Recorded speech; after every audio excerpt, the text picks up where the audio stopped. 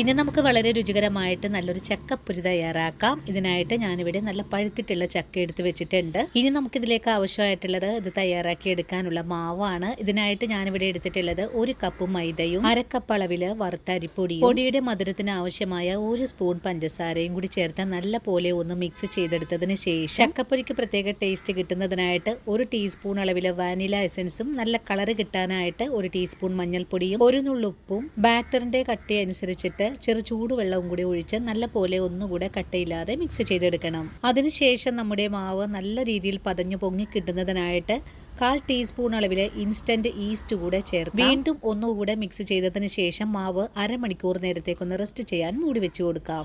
അരമണിക്കൂർ കൊണ്ട് തന്നെ നമ്മുടെ മാവ് നല്ല പോലെ പൊങ്ങി വീർത്ത് വന്നിട്ടുണ്ട്. ഈ ഒരു സമയത്ത് നമുക്കിതിലേക്ക് നല്ല ജീരകം കൂടി ചേർത്ത് കൊടുത്ത് ഒന്നുകൂടെ മിക്സ് ചെയ്തതിന് ശേഷം ഓരോ ചക്കയും ബാറ്ററിൽ മുക്കിയതിന് ശേഷം ചൂടായ എണ്ണയിലേക്ക് ഇട്ടുകൊടുത്ത് പൊരിച്ചെടുക്കാം. അധികം എണ്ണ കുടിക്കാതെ പൊരിച്ചെടുക്കാനായിട്ട് തീ കുറച്ചും കൂട്ടിയും വെച്ചിട്ട് വേണം നമുക്ക് ചെയ്തെടുക്കാനായിട്ടും. അങ്ങനെ വളരെ രുചികരമായിട്ടുള്ള ചക്ക പഴംപൊരി ഇവിടെ റെഡിയാണ്. വീഡിയോ കണ്ട് ഇഷ്ടമായിട്ടില്ലെങ്കിൽ ഫുൾ വീഡിയോ കാണാൻ മറക്കല്ലേ.